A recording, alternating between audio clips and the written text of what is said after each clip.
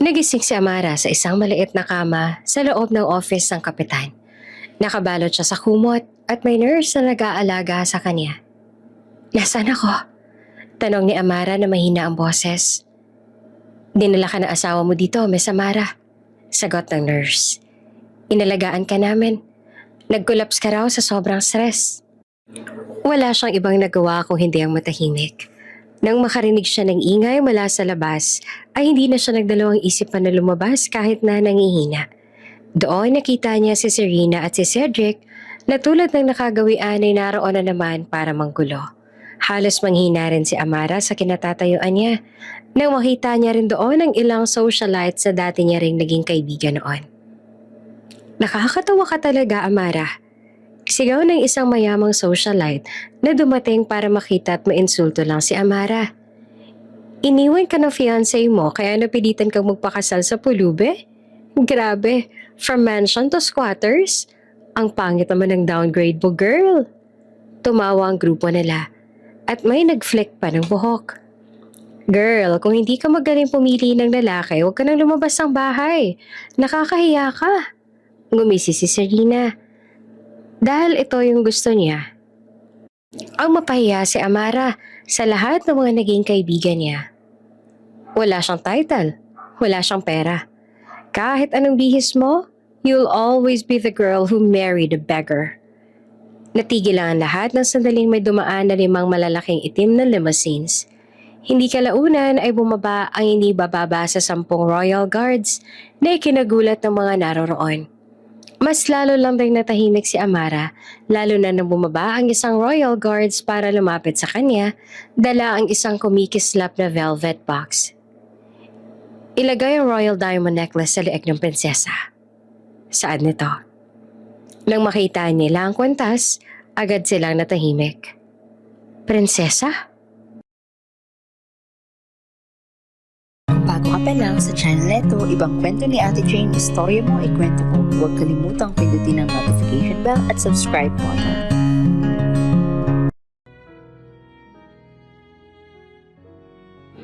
Malamig ang simoy ng hangin ng mga oras na yon. Walang iba nagawa si Amara kung hindi ang bumuntong hininga. Bago siya'y unti-unting umite sa mga taong nakakasalubong niya. Dapat ay iyon ang pinakamagandang gabi sa buhay ni Amara. Ramdam niya ang lamig ng silk sa balat niya habang suot niya ang puting gown na matagal niya nang pinagpilian. Sobrang gara ng paligid. May tumutugtog ng violin sa gilid. Kabi-kabila rin ang tunog ng mga champagne glasses na nagbabanggaan. Lahat halos sa mga taong umingiti sa kanya ay may malaking ngiti sa labi nila habang patuloy sila sa pagbati kay Amara. "Congratulations ulit, Amara." Sad ng isa, nanginitian niya lang. Hawak niya ang engagement ring ng mga oras na yon. Sa gitna ng lahat, may kakaibang kaba sa dibdib niya. Parang hindi siya komportable na hindi niya maintindihan. Dahil ba wala si Cedric kaya nararamdaman niyang kabang iyon?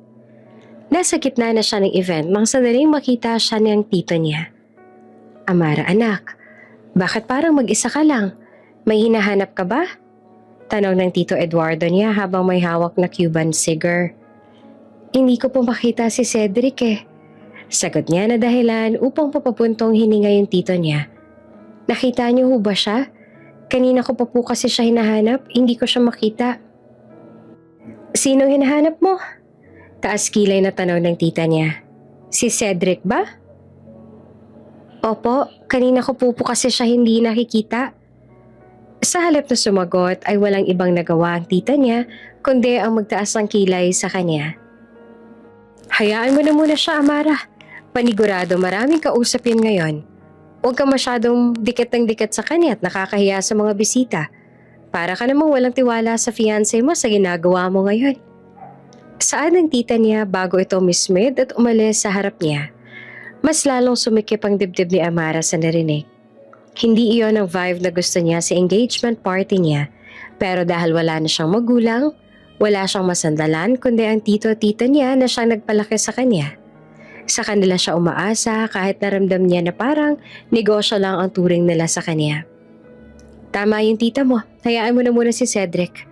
Utos naman ng tito niya na ikinabuntong hininga na lang niya bago siya tumango at naglakad palayo. Habang naglalakad siya sa tabi ng malaking bintana, napansin niya si Cedric na pumasok ng veranda. At base sa kilos nito, halata ito nagmamadali at parang may tinatago. Doon ay tila ba muling naramdaman ni Amara ang pag-aalala at kaba na naramdaman niya lang kanina. Bakit parang nagmamadali siya? Bulong ni Amara sa isip habang nakatingin sa direksyon kung saan nawala si Cedric. May tinatago ba siya? Lalong tumindi ang kaba niya.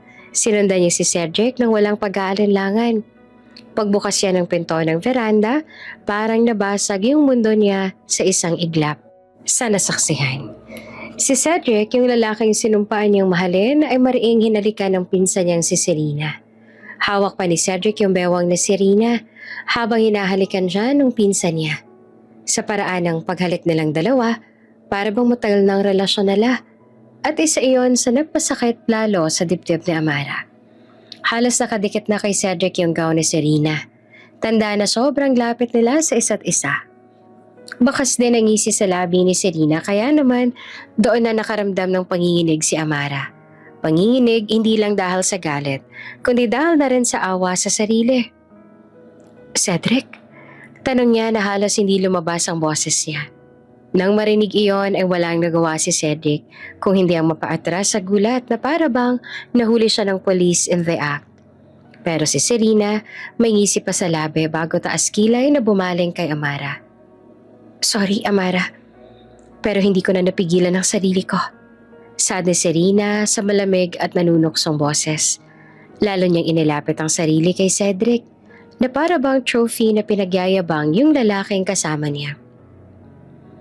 Sobrang swerte mo dahil hindi lahat ay binibiyayaan ng lalaking kagaya niya. Serena, Amara, nauutal si Cedric. Huwag kang mag-alala, honey. Singit ni Serena. Tinitingnan niya si Amara mula ulo hanggang paa bago muling gumisi. Hindi ka naman talaga niya gusto. Ginagamit ka lang niya dahil sa mana mo. Ako naman talagang pinili niya dahil ako talagang mahal niya. Para siyang binuhusan ng acid sa lamig ng mga salita ni Serena. Hindi yung pagtataksel ang mas masakit para sa kanya, kundi yung katotohanang plano pala ang lahat. Pero pinsan kita, umiiyak na saad ni Amara. Hindi kita kadugo, kaya wala akong pakialam sa nararamdaman mo. Saad ni Serena bago gumiti na nakakaloko sa kanya. Sabihin mo sa lahat ng tao yan. Tingnan natin kung kanino sila maniniwala. Sa'yo ba na wala namang ibubuga? O sa akin na hawak na lahat?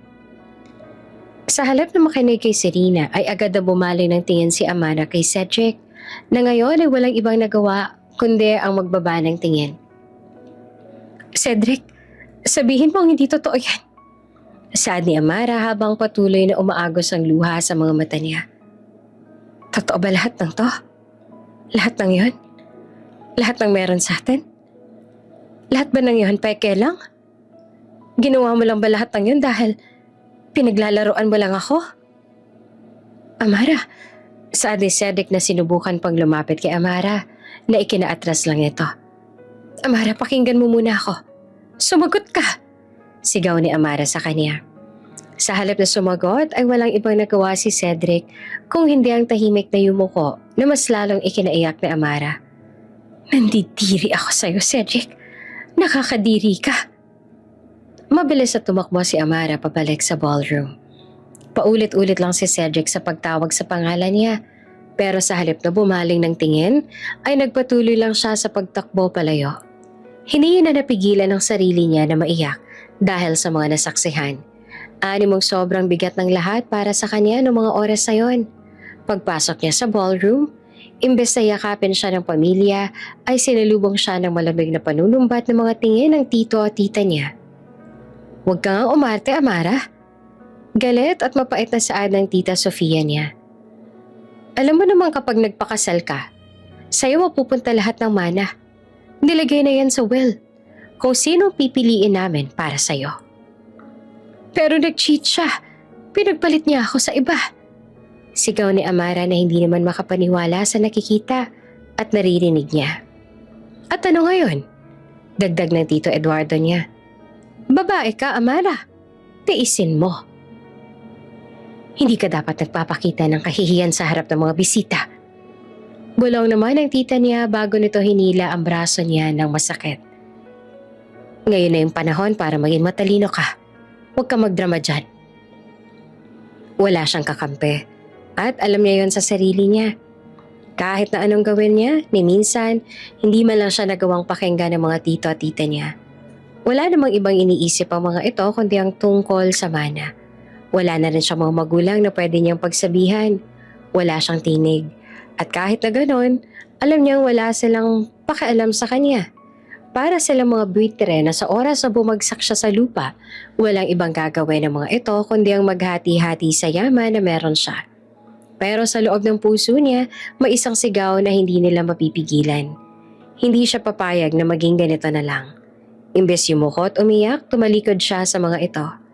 Hindi niya na kinaya yung kapal ng mukha ng mga taong ito. Tumakbo siya palabas ng venue na luhaang parang batang iniwan sa gitna ng kadiliman. Pero bago siya makaalis sa pinto, humabol pa ng sigaw si Serena. "Amara, tanggapin mo na lang." Sigaw nito sa malakas na boses na mas lalo niya na lang ikinagalit. "You are just nobody, Amara. He chose me. Accept it." Walang ibang nagawa si Amara kung hindi ang huminga ng malalim bago pinunasan yung luha niya bago tiningnan si Serena sa mata. "Huwag ka munang magpakasaya, Serena. Hindi pa rito matatapos ang lahat." Saad niya bago siya tumakbo palayo. Tumakbo siya ng mabilis. Hindi niya na narinig ang anumang sigaw sa likod. Ang tanging naririnig na lang niya ng mga oras na yon ay ang tibok ng puso niya na parang gusto nang kumawala sa katawan niya. Lumabas si Amara sa hotel na parang hindi makahinga. Habang naglalakad, agad na bumuhos ang malakas na ulan. Wala siyang ibang nagawa kung hindi ang magpatuloy sa paglalakad. Animong sumasabay sa agos ng luha niya ang pagpatak ng ulan. Basang-basa na yung gown niya sa pinaghalong tubig, ulan at putik. Niwala ring humihintong sasakyan para tanungin siya kung anong nangyayari. Dinadaanan lang siya ng mga luxury car na mabilis ang takbo. Walang pumapansin. Minsan huminto ang mga tao para tumingin sa kanya pero walang tumulong. Parang tanawin lang siya sa pelikula ng iba na para bang extra siya sa isang shooting. "Hindi ako laruan," hikbi niya. "Ginawa ko naman lahat, pero bakit?"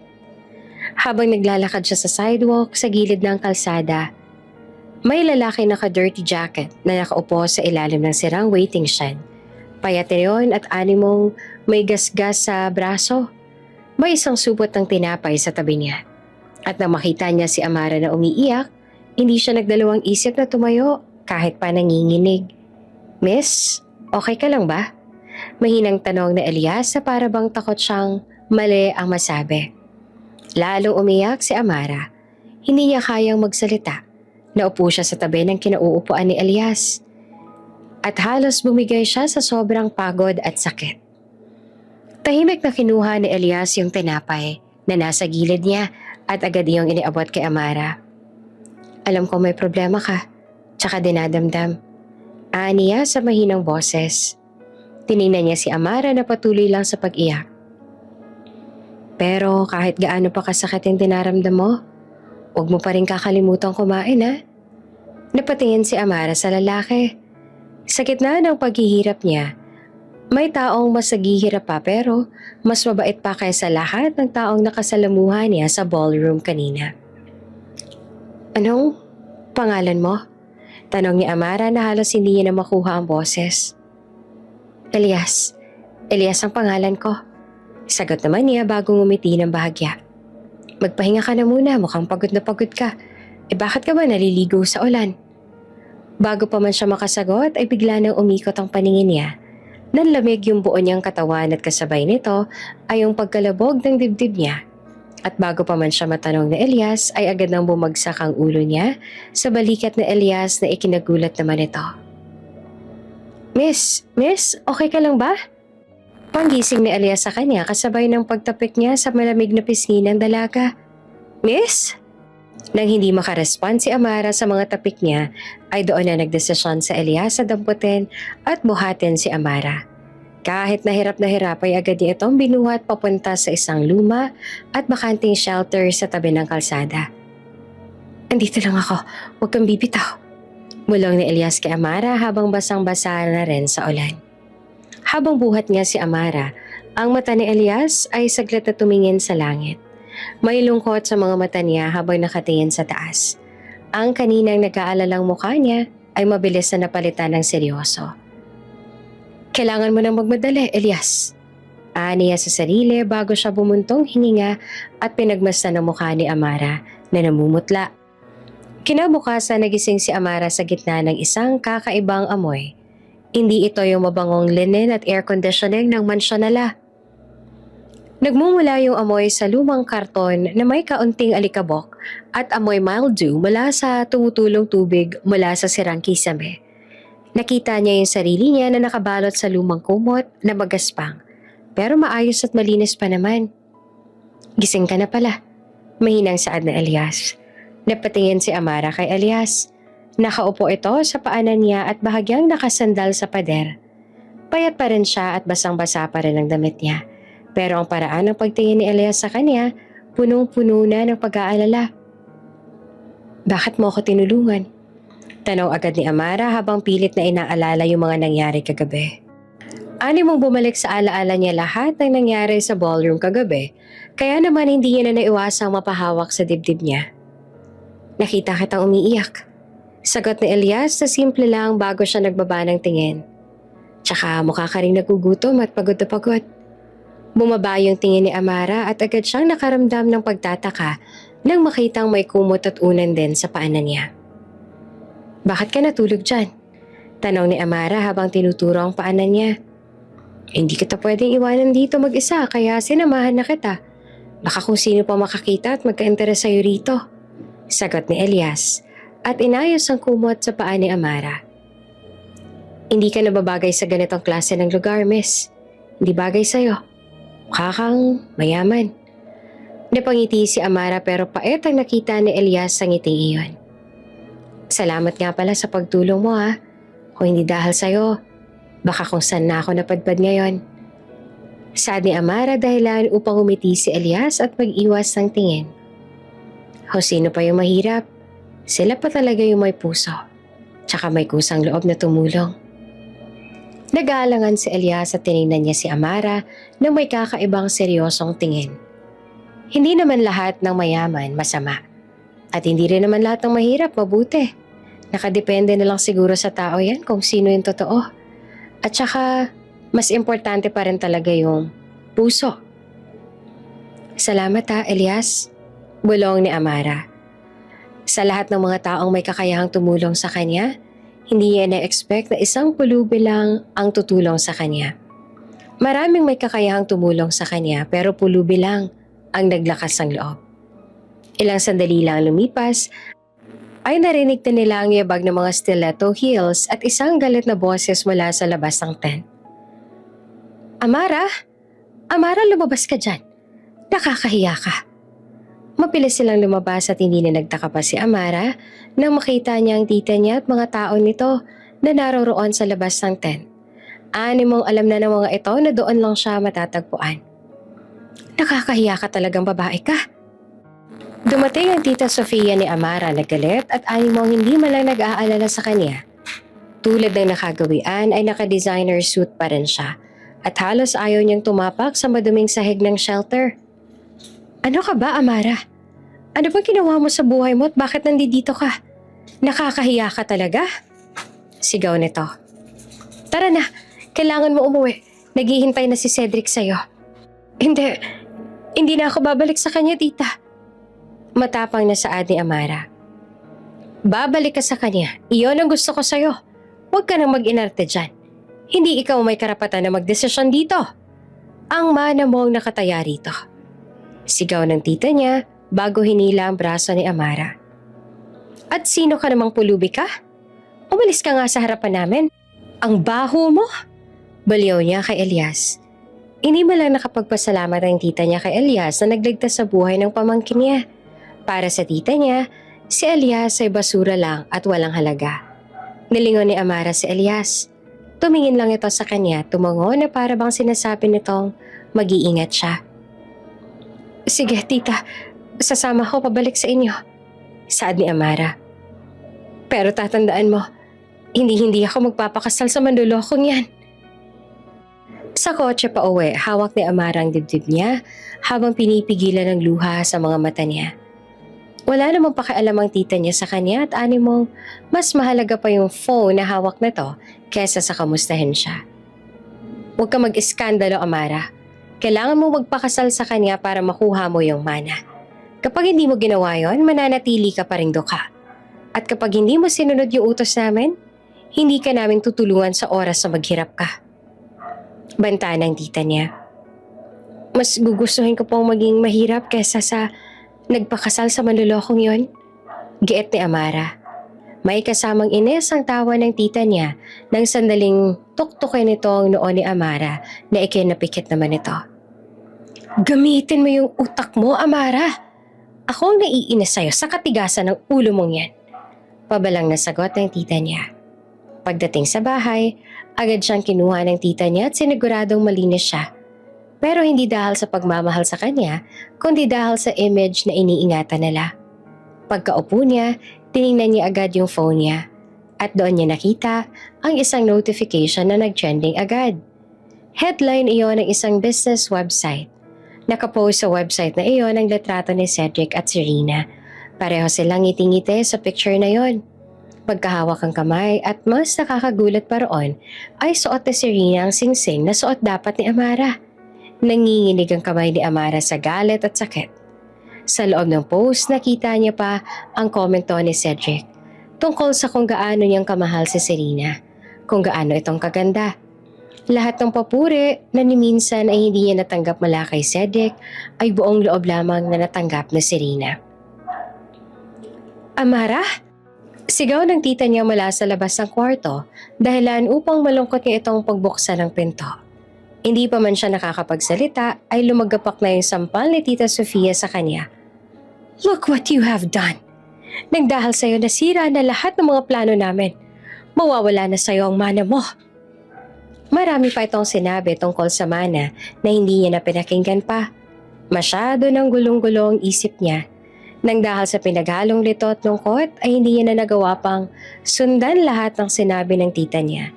Ni hindi niya na rin maalala kung paano siya nitong iniwan doon nang tulala pagkatapos siya nitong pagsabihan ng pagsabihan.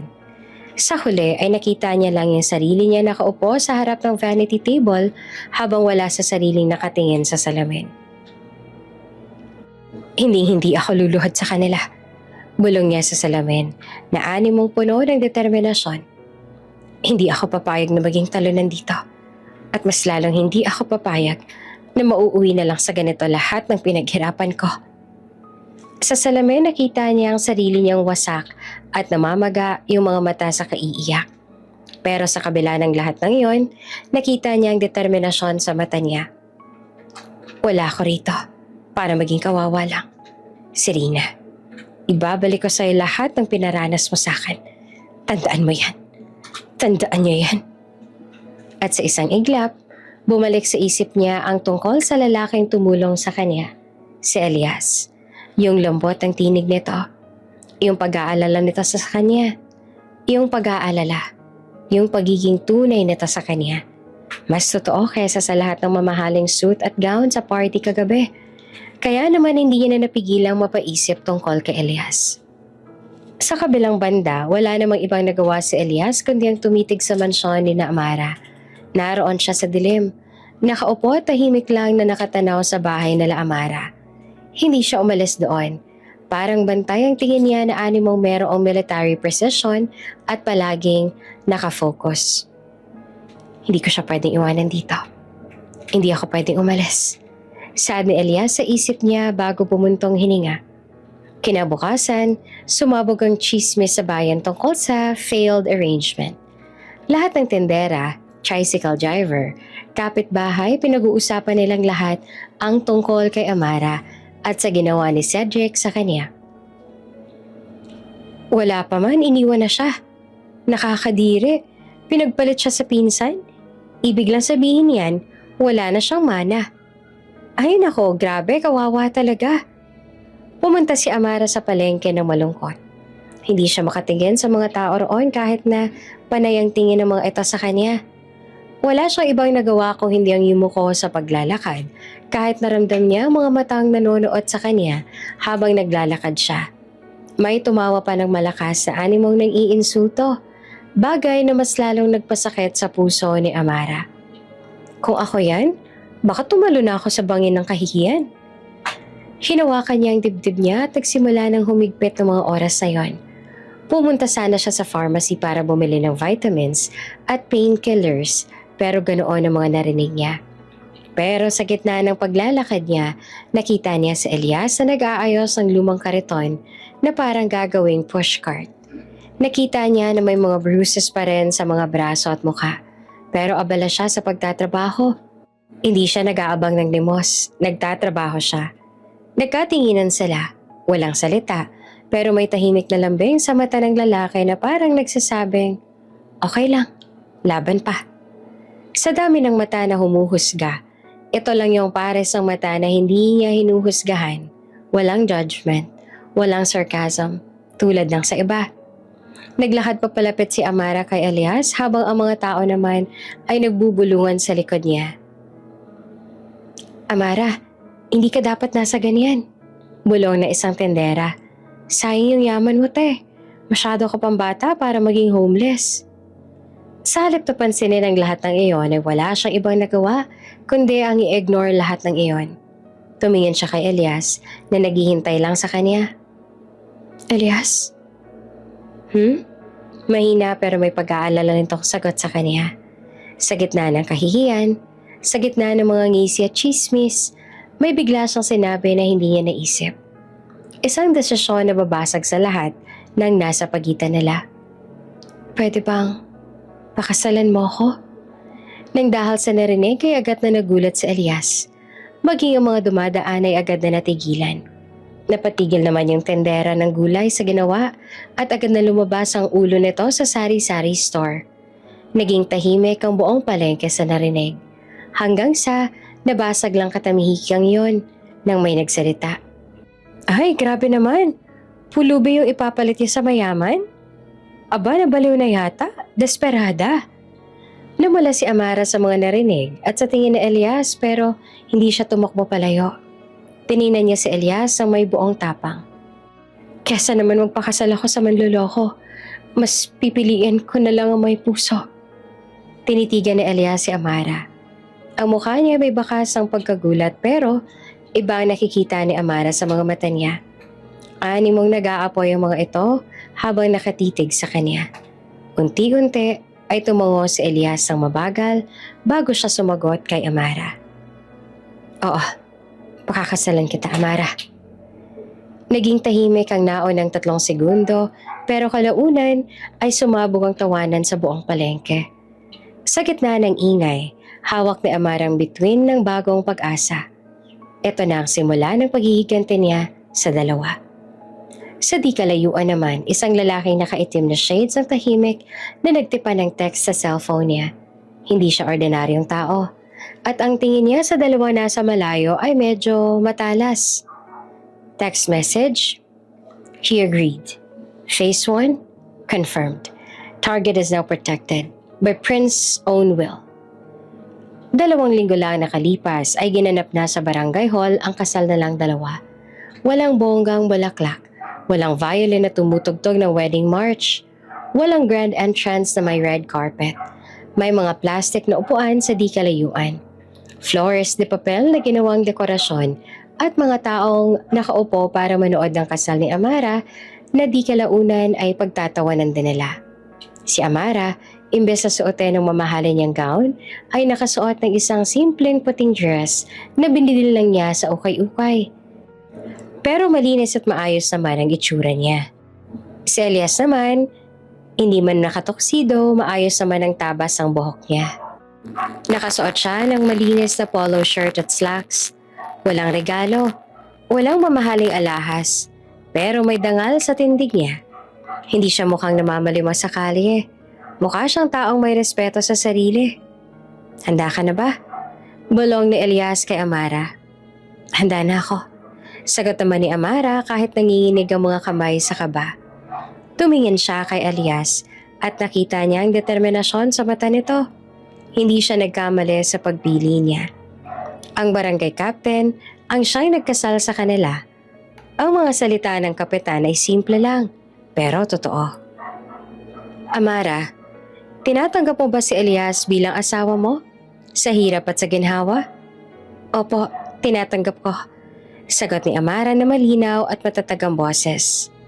Elias, tinatanggap mo ba si Amara bilang asawa mo? Opo, kapitan. Sagot naman ni Elias sabay higpit ng hawak sa kamay ni Amara. Habang pumipirma sila sa marriage contract, pumalakpak ang ilang lasing sa gilid habang nagtatawanan. Narinig naman ni Amara yung mga bulungan sa malayo na nanonood naman ng kasal nila. Nako, kasal yan ng mga desperado, kawawang mga bata. Sa gitna ng mga bulungan, mabilis na tumahimik ang lahat.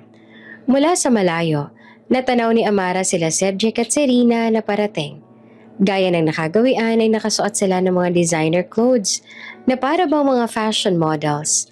Sa labi nila ay makikita ang mga ngiti. Malapad na animong nanunukso pa ng mga oras na yon.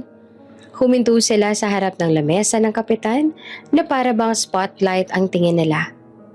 Congrats, cuz! Sarcastic ang bati ni Serena. Tiningnan niya si Amara mula ulo hanggang paa na punong-puno ng pangmamata. Bagay talaga sa'yo ang ganitong setup. Pangmukhang tanga lang. Hindi ako mukhang tanga, Serena. At least, kung mukha man akong tanga, totoo lahat ng to. Matapang na sagot ni Serena. Si Cedric naman ay bahagyang umisi sa narinig. Hindi ka talaga naghintay, ano? Ganon ka ba kadesperada na maikasal? Akala ko ba mayaman ang gusto mo? Bakit ka napunta sa isang cheap na... I'm sorry, anong tawag nga ulit sa'yo? A beggar. Sad naman ni Serena bago sila magkasamang tumawa ni Cedric. Look at this mess, Amara. Na hindi ko malang na-expect na pagkatapos mo akong iwanan, sa ganito ka lang pala mauuwi. Karma mo ba to dahil hindi ka makapaghintay? This is not karma. At mas gugustuhin kong maikasal sa lalaking mahirap pero may dangal. Kesa sa lalaking katulad mo na cheater na nga. Mayabang pa.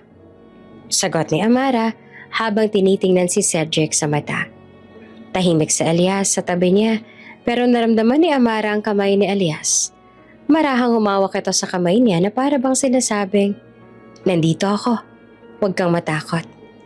Ang simpleng hawak na iyon ay mas naging matibay na sandalan para sa kanya kesa sa lahat ng pera na meron si Cedric. Napansin niyo ni Cedric kaya naman mabilis niya sanang kukuhanin si Amara pero agad siyang tumigil ng sandali magsalita si Elias sa gilid ni Amara. Huwag mong hahawakan ang asawa ko. Malamig na saad ni Elias. Hindi siya sumigaw pero ang boses niya ay may bigat na nagpatahimik kay Cedric. Sino ka ba para pagsabihan ako? Tanong ni Cedric kasabay ng pagtingin kay Elias na para bang insekto yung nasa harap niya. Ako lang naman ang asawa ng babaeng hahawakan mo. Simple at maikling sagot na Elias. Natawa si Serena sa pagsabat na Elias. Oh my God, kuya, sa itsura mo ngayon, pwede ka na maging bodyguard namin. Cedric, bigyan mo nga siya ng 5,000. Hindi ko kailangan ng pera ninyo. Sagot na Elias habang ang tingin niya ay hindi natitinag. Umalis na kayo. Tapos na ang kasal. Walang ibang nagawa ang dalawa kung hindi ang umalis ang may galit sa mga mata. Hindi kalaunan ay natapos na rin ang seremonya. Lahat ng mga taong naroroon ay nagpalakpakan. Hindi dahil sa natutuwa sila sa dalawang ikinasal, kundi dahil sa pumalakpak sila ng may pang-aasar. Nang makaalis sila sa barangay hall, agad na nagulat si Amara nang makita niya ang lumang kariton na may 2 pangit na lobo. May nakasulat ding karatula doon na may nakalagay na Just Married. Bagay na nagpaluha kay Amara. Ipinagpalit man siya ng fiancé niya sa pinsan niya, itinakol man siya ng mga tito-tita niya dahil sa manang hindi niya nakuha, nakita naman niya ang totoong pagmamahal sa lalaking noon niya lang din nakilala. Salamat, Elias. Kasi hindi ka man lang nagdalawang isip na pakasalan ako kahit na Hindi mo naman ako kilala. Saad ni Amara kay Elias dahilan upang umiti si Elias sa kanya kasabay ng marahang pagpisil nito sa kamay niya. Nang lumabas sila ng hall, huminto si Amara saglit at huminga ng malalim. Walang palakpak na nangyari. Walang cheers mula sa mga mayayamang tao na kilala niya. Pero hindi niya rin maitatanggi na kahit wala na siya ng mga bagay na ine-expect niya, masama naman yung puso niya. Tara na, Amara. Yaya na Elias. Sandali. Saad ni Amara. Then she saw it, isang black luxury car na tinted, nakapark sa di kalayuan. Tahimik lang yung kotse na yon, walang galaw. Parang may nagbabantay sa lahat ng kilos nilang dalawa. Hindi ito karaniwang kotse sa lugar. Malabo ring pagmamay-ari iyon ni Serena dahil ngayon lang siya nakakita ng ganong klase ng kotse. Base sa itsura at style nito, mukhang itong sasakyan ay isang Secret Service or diplomat. Bakit may kotse dyan? Kilala mo ba yung kanino yan? Tanong ni Amara bago napatingin kay Elias.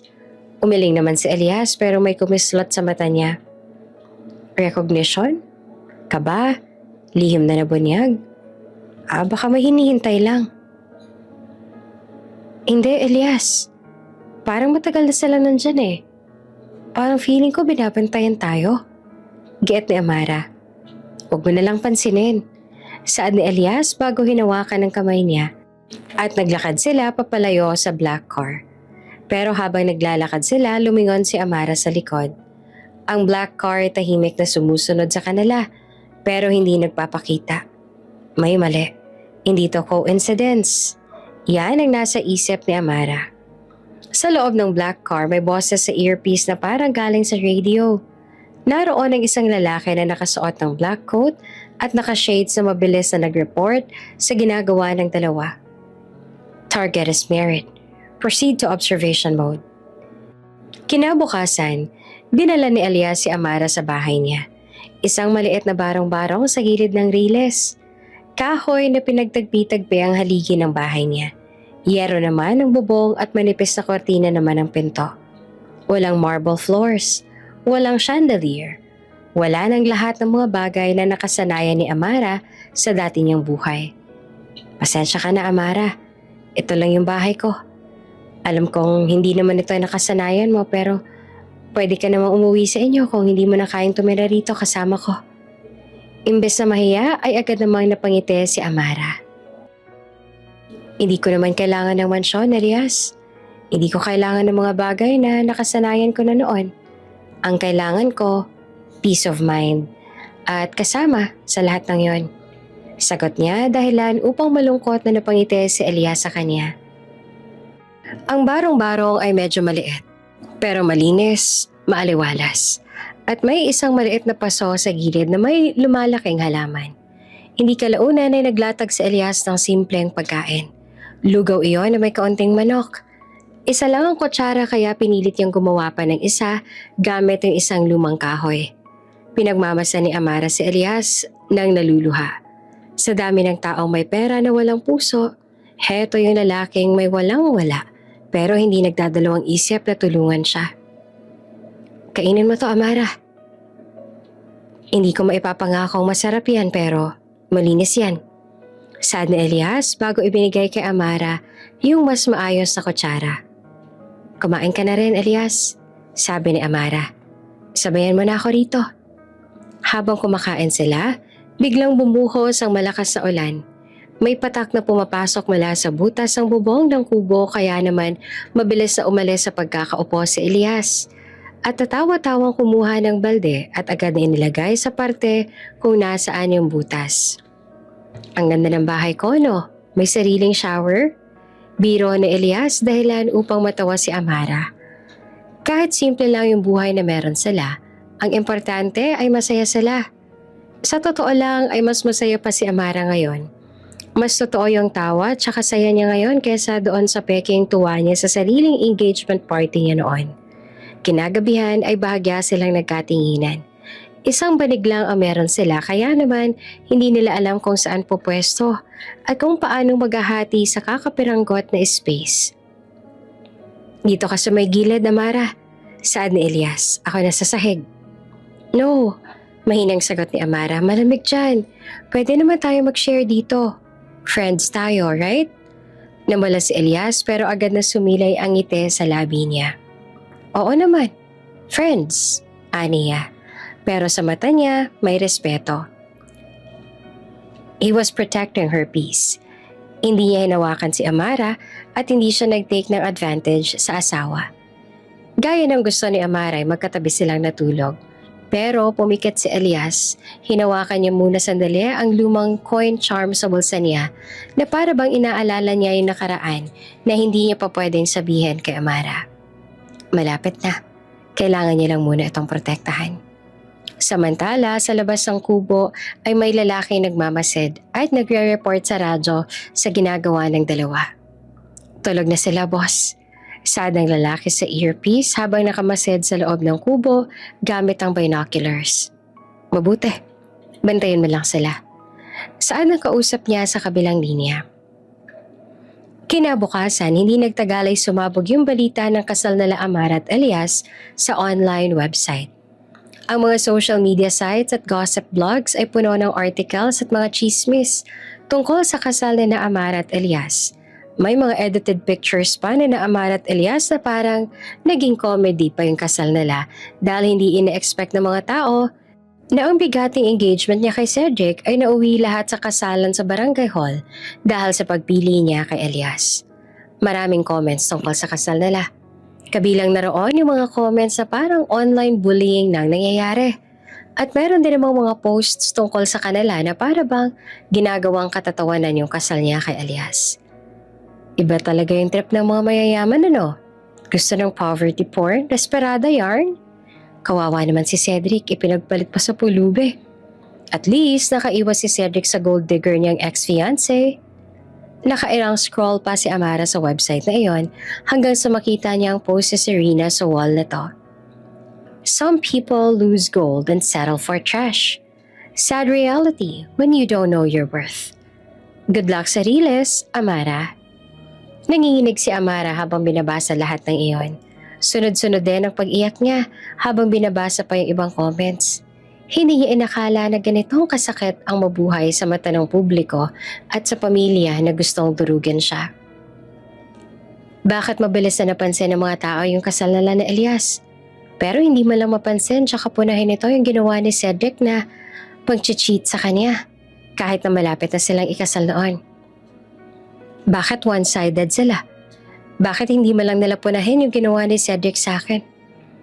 Bakit kailangan nilang gawin to sa akin, Elias? Tanong ni Amara habang patuloy na umiiyak. Ano bang ginawa ko masama? Nagmahal lang naman ako ah. Tahimik lang si Elias sa gilid habang pinagmamasdan niya si Amara. Hawak niya yung basang bimpo at nang magkaroon ng chance ay agad siyang lumapit kay Amara at ginamit ang bimpong iyon pamuna sa luha ni Amara ng dahan-dahan. Wala kang ginawang masama, Amara.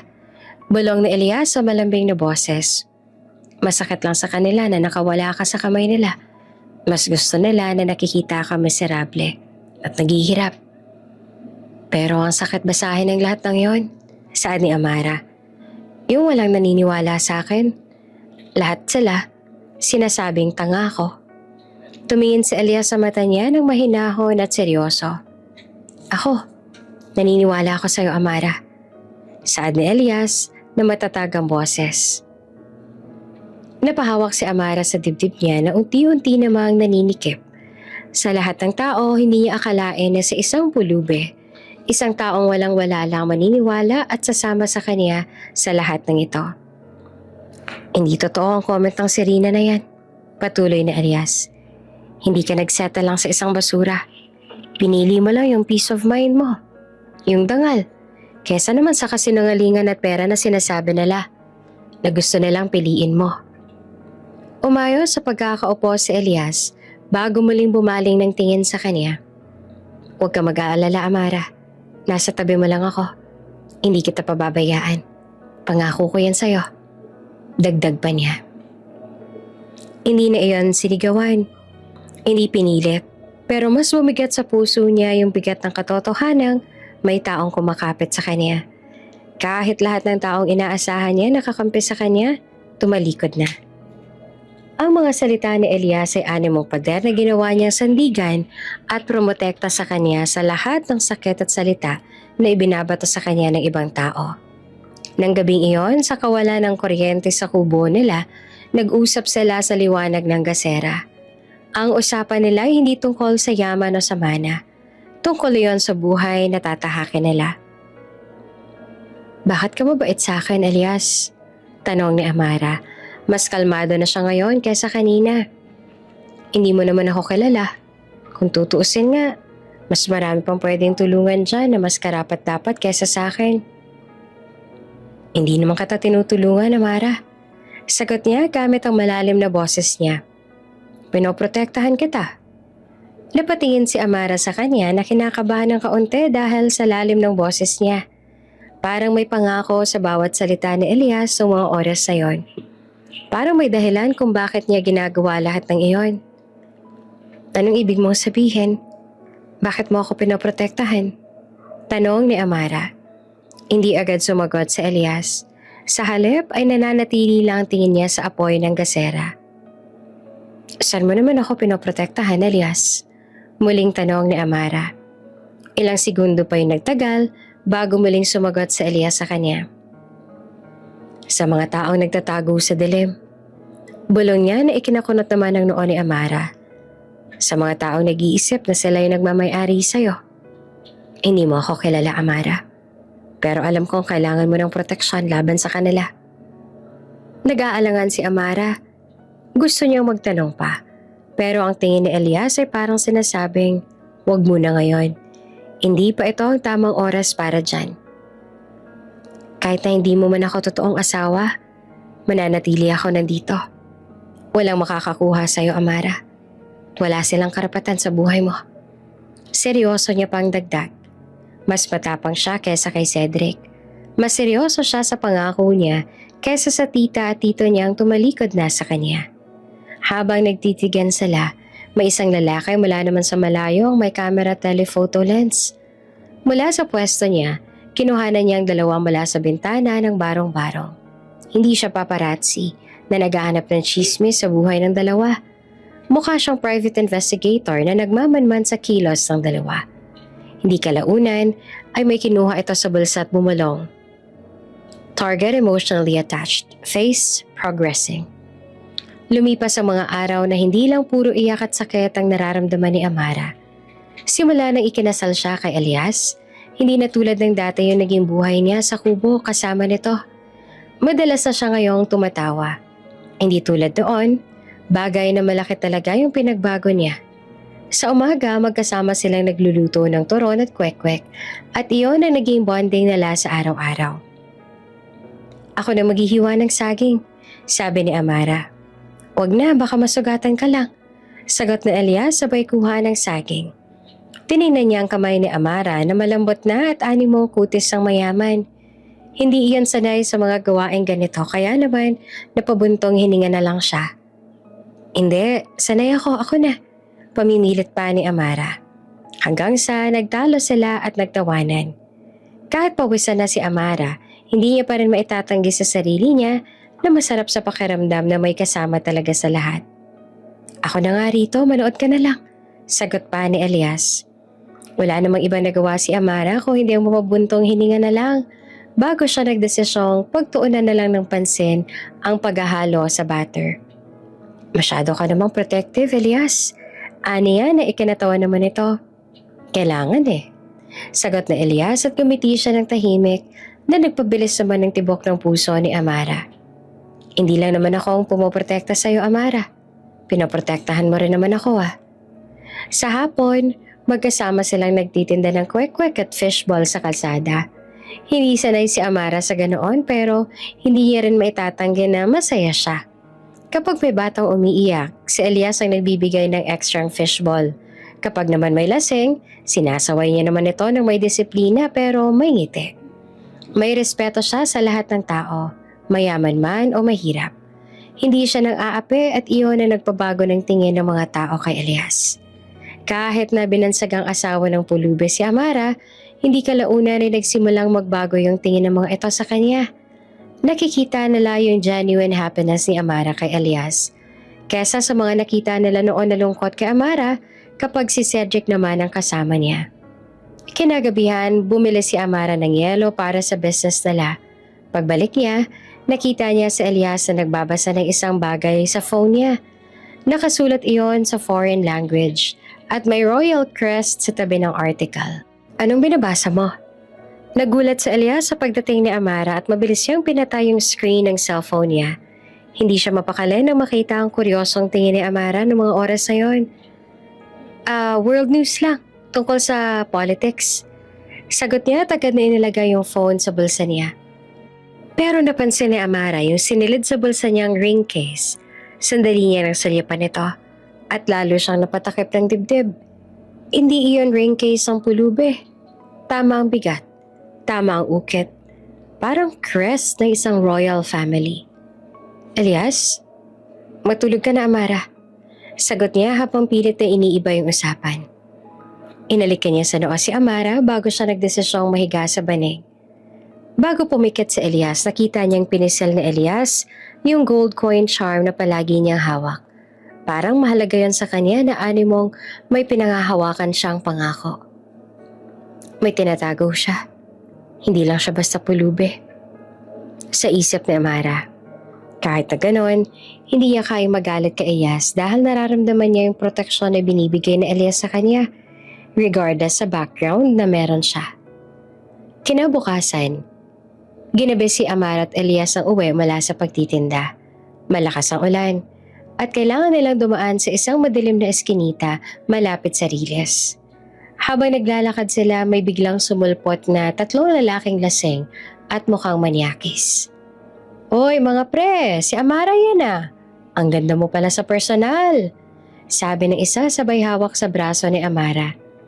Nanlamig ang dugo ni Amara at nagsimula siyang magpanik sa ginawa ng nakakadiring lasing. "Bitawan mo siya." Malamig at matigas ang boses ni Elias. Natawa naman ang lasing sa sinabi niya. "Nako, pulubi ka lang. Anong gagawin mo, ha? Papaiyakin mo ba kami?" Saad nito sabay tulak kay Elias. Nang dahil sa ginawa niya ay agad na napaupo si Elias sa putik dahilan upang magtawanan ng mga lasing. Baka saman sa mukha ni Amara ang pag-aalala kaya naman walang ibang nagawa si Elias kung hindi ang mapailing. "Umuwi na kayo. Ayoko ng gulo." Saad ni Elias habang tumatayo at pinupunasan ng putik sa shorts niya. "Tingnan mo to, pre. Pinagtatanggol pa yung asawa niyang socialite. Hindi mo naman talaga asawa yan, di ba? Pulubi lang yan eh." Tawa pa ng isa. Nang dahil sa narinig ay agad na nag-init ang mukha ni Elias sa galit. Ang mga mata niya ay animong nagbabaga sa galit. Walang emosyon pero kitang-kita sa titi niya yung matatalas na tingin. "Iwanan mo na yung pulubing yan. Sumama ka na lang sa amin. Papaligayahin ka pa namin." Isang mabilis sa sundok agad ang ibinigay ni Elias sa sapul pa sa panga ng lalaking humawa kay Amara at nagsasalita. Hindi na nakasigaw ang lalaki at agad na bumagsak sa lupa dahil sa impact ng ginawang pagsuntok ni Elias. Pag-ikot na Elias, kinabig niya yung braso ng isa pa. Hawak niya na ang kamay nito. At sa isang mabilis sa pag-ikot, binalibag niya ito sa lupa. Yung pangatlo naman ay nagulat at sumugod para sumuntok kay Elias. Pero si Elias parang nakita niya na ang galaw bago pa ito mangyari. Isang elbow strike ang iginawad niya dito na para bang nasa isa siyang military combat dahil sa mga galaw niya at suntok niya. Sa loob ng 3 segundo, 3 lalaking nakahiga sa lupa at nawala ng malay dahil sa ginawa ni Elias. Hindi ito galaw ng isang pulube lang. Base sa galaw niya at paraan ng pag-iwas niya kanina, para bang nag-train siya sa isang training combat. Walang ibang nagawa si Amara kung hindi ang mapatingin kay Elias. Habang nakatingin ito sa 3 lasinggero, mong hindi man lang siya hiningal sa ginawa niya kaya naman gulat na gulat si Amara na napatitig sa kanya. "Elias, paano mo? Kailan ka natuto niyan?" Tanong ni Amara na hanggang ngayon ay nanginginig pa rin. Huminga si Elias ng malalim. Lumapit siya kay Amara at hinawakan ng braso niya na sinigurado niya na wala man lang itong sugat. "Amara, Hindi mo na kailangang malaman ang tungkol doon. Ang importante, ayos ka. Mahina niyang saad na may takot din sa mata na nakita niya si Amara na parang hindi dapat. Dumating ang barangay at tanod na naalarma sa ingay. Nakatayo na ang tatlong lalaki pero umalis na sila agad dahil sa kahihiyan at sakit. Sino yung mga yon, Elias? Tanong ng tanod. Mga lasing, kuya. Okay na po kami. Salamat. Sagot ni Elias at hinila na si Amara papalayo. Habang naglalakad sila, tahimik lang si Amara. Gusto niya magtanong pa pero hindi niya magawa. Hindi mo ako kailangang protektahan sa ganong paraan, Elias. Mahinang saad ni Amara na nanginginig pa rin. Di naman kita pwedeng pabayaan. Sagot naman ni Elias. At sa sandaling iyon, ang mukha niya ay puno ng seryosong responsibilidad. Pag uwi nila sa bahay, hindi mawala sa isip ni Amara yung mga galaw na Elias kanina. Sino ba naman yung pulubing marunong lumaban na parang bodyguard siya ng royal family? Kinagabihan, nagising si Amara nang marinig niya sa labas si Elias na animong may kausap siya sa burner phone. Yes, the situation is contained. I cannot leave her. She's connected to the will. My duty is to protect her. May nakatagong authority sa boses niya noon, niya lang narinig. Kinabukasan habang nagtitinda sila ng kwek-kwek, dumating si Cedric. Nakasuot ito ng suit, naka-sunglasses, at may dala-dala siyang mapanuksong ngiti. Amara! Malambing niya sa dahilan upang mapatingin si Amara sa kanya. Ano na naman ang ginagawa mo dito? Angil niya dahilan upang natawa si Cedric. Umalis ka na, Cedric. Relax. Di naman ako nagpunta rito para manggulo. In fact, hindi pa huli ang lahat. Aniya na makalapit at tinignan ng stall nila. Pwede ka pang bumalik. Look at this. Inabot niya ang isang envelope. Binuksan niya ni Amara at hindi na siya nagulat nang makita ang isang check na naglalaman ng 10 milyon. Kapag iniwan mo yan, sabay turo kay Elias sa abala sa pagbebenta ng fishball, ibibigay ko sa'yo lahat ng kailangan mo. Kahit hindi ka magpakasal sa akin, hayaan mo lang ako mag-manage ng mana mo. Hinampas si Amara ang pera sa dibdib ni Cedric na ikinangisi naman ito. Hindi ako nabibili, Cedric. Saad ni Amara. Mas mahal pa ang dignidad ko kesa sa pera mo. Hindi na nagsalita si Cedric, pero sa di kalayuan, bumaba rin ang sasakyan ni Serena. Tulad ng nakagawian ay nakasuot na naman ito ng designer coat. Tumaas ang kilay niya nang makita niya si Amara na naroon sa stall. Hindi kalaunan ay lumapit siya ng may ngisi sa labi. Girl, come on! Do you really think you belong here? Look at you. Dirty feet, cheap life, asawa ng pulubing. Bago pa man matapos si Serena, nagsasambitin niya, ginawaran na siya ni Amara ng isang malakas na sampal. Lahat ng tao sa kalye ay natigilan. Pati si Elias napatigil sa pagbebenta sa nasaksihan. Mas mabuti nang magkaroon ng buhay na ganito, kesa magkaroon nga ng buhay na katulad ng sayo, pero hindi naman masaya. And do you think hindi ko ginusto na nandito ako? Nagkakamali ka, Serena. Kung inaakala mo na nagsisisi ako, pues, nagkakamali ka. Dahil masayang masaya ako sa buhay na pinili ko ngayon. Matigas na saad ni Amanda na ikinangisi naman ni Serena. Pinili ko yung buhay na makakapagpasaya sa akin. At hinding-hindi ako magsisisi na pinili ko sa Elias. Dagdag pa niya. Tahimik lang si Elias sa tabi niya, pero sa paraan ng pagtingin niya sa dalawa, animong kaya niyang lapain tong mga to. Hindi niya kinailangang magsalita dahil alam niyang sapat na yung presensya niya sa tabi ni Amara para mapagtanggol niya ang sarili niya. Magbabayad ka sa ginawa mo sa akin, Amara.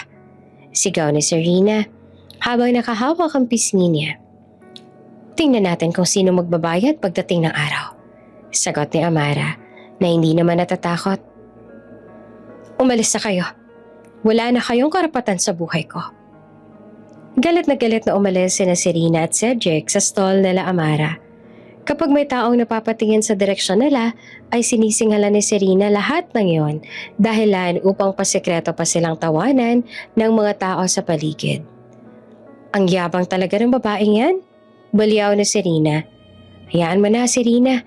Hindi magtatagal, babalik din sa atin yan. Hindi yan sanay sa hirap. Sagot naman ni Cedric. Sa di kalayuan, may sundalong nakasuot ng coat at shades ang nagmamatsyag at masusing nagre-report sa earpiece niya. Tinanggihan niya yung pera. Nito bago tuluyang nagtago bago pa man siya mahuli ni Amara. Nalingon ni Elias si Amara at di kalaunan ay lumapit siya para hawakan ang kamay na to.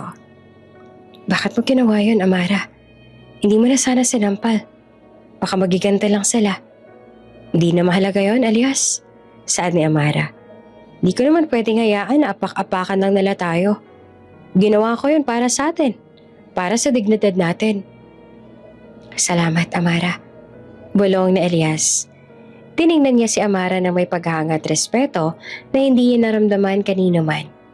Itinaya ni Elias ang sarili niya para protektahan ang dignidad ni Amara at itinaya naman ni Amara ang yaman niya para protektahan yung dignidad ni Elias.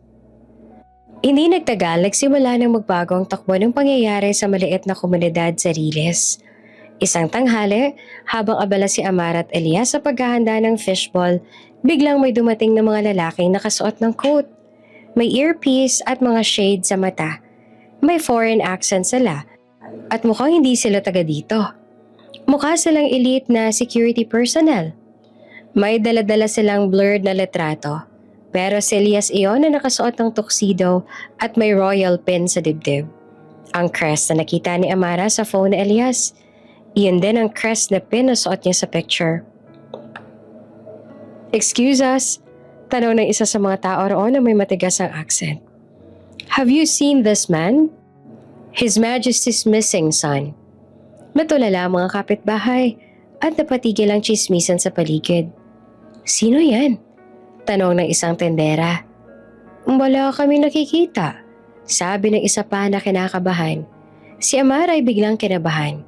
Tumingin siya kay Elias. Nakakunot lang ang noo ni Elias at bahagya na ring umigting ang panga niya. Elias, kilala mo ba sila? Tanong ni Amara. Hindi ko kilala. Sagot ni Elias habang bitbit si Amara paatras. Animong tinatakpan niya ito para hindi siya mapansin ng mga lalaki naghahanap. Mr. Elias, we know you're here. We're here to bring you back. Sabi ng isa sa mga lalaki na nakasuot ng royal coat. I am not going anywhere. Matigas sa sabi naman ni Elias. At wala kayong karapatan dito. Umalis na kayo. Nagkatinginan ng mga lalaking security na animong nahihiwagaan na sa mga kinikilos sa Elias. The Queen sent us. Pilit ang isa pa. She needs you now. There are matters of the state that need your attention. Tell the Queen, my state is here. Sagot na Elias at tinignan si Amara. Hindi kalaunan na yumuko ang lalaki at umalis na yung mga ito. Pero alam ni Amara na sa puntong iyon, hindi sila titigil. Hindi nila titigilan sa Elias. Pag-uwi sa barong-barong, nanginginig si Amara nang bumaling siya ng tingin kay Elias. Elias, sino ka ba talaga? Tanong ni Amara habang patuloy na umaagos ang luha niya. Yung fighting skills mo, yung phone mo, yung ring case, yung mga naghahanap sa'yo. Prince Elias? Bakit mo ako niloko? Amara, hindi kita niloko. Sagot na Elias. Hindi ko lang sinabi lahat dahil gusto ko tang protektahan. Sa lahat ng tao? Bakit sa akin mo pa itinago yung pagkatao mo? Bakit ka nagpapanggap na pulube? Hikbe ni Amara. Gusto ko lang mabuhay ng tahimik, kaya ako napadpad dito. Sagot niya at umupo siya sa banig. Umalis ako sa palasyo dahil ayoko maging parte ng mundo nila na puno ng kasinungalingan, ng politika. At pinipilit kang mahalin yung taong hindi mo naman mahal, tulad ng nangyari sa'yo. Pero bakit dito? Bakit ka sa akin nakasama? Tanong ni Amara. Ilang taon na rin ako naglalakbay ng patago at tinatago ko yung pagkatao ko. Ang tito-tita mo, kilala ko sila. Kilala sila ng royal family dahil sa mga business deals nila. Nalaman kong gagamitin ka nila para sa mana mo. Hindi mo lang alam kung gaano kang kadelikado. Bumuntong hininga si Elias habang si Amara naman ay walang ibang nagawa kundi ang mapigil ang hikbi. Nang makita kitang umiiyak sa ulan, Amara, saad ni Elias habang ang boses niya ay unti-unti nang lumalambing at nang aararo.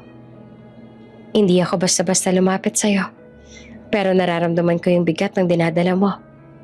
Nakita ko yung puso mo na mas genuine pa kesa sa lahat ng socialites na nakilala ko noon.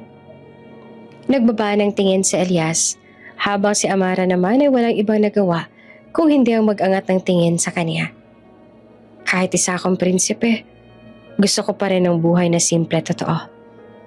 Gusto ko lang mahalin yung taong walang ibang habol, kundi ako. Paliwanag niya. Dito nakita ko na mas totoo ka kesa sa lahat ng mahiyayamang babae sa Europe na gusto nilang maging prinsesa.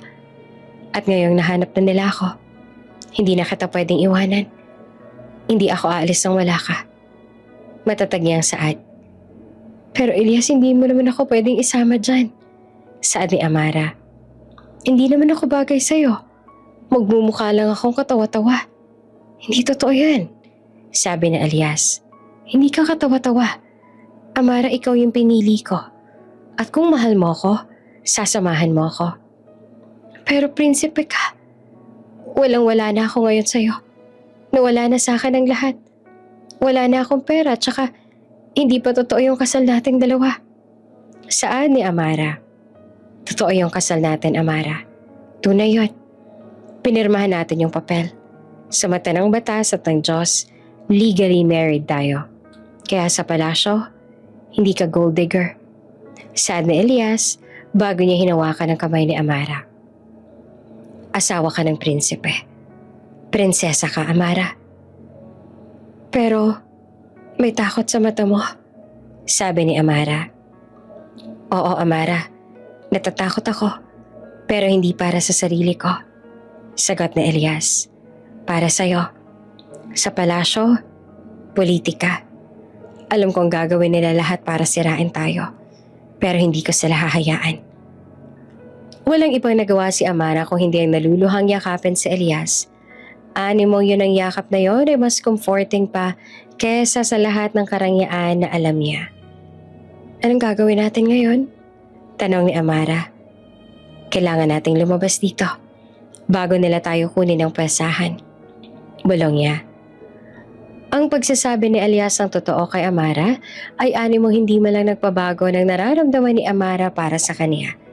Mas lalo lang ding tumibay ang tiwala niya kay Elias ng mga oras na yon. Sa kabilang banda naman, sa bubong ng mga kapitbahay, naroon ang isang lalaki na nakasuot ng itim na bonnet at jacket.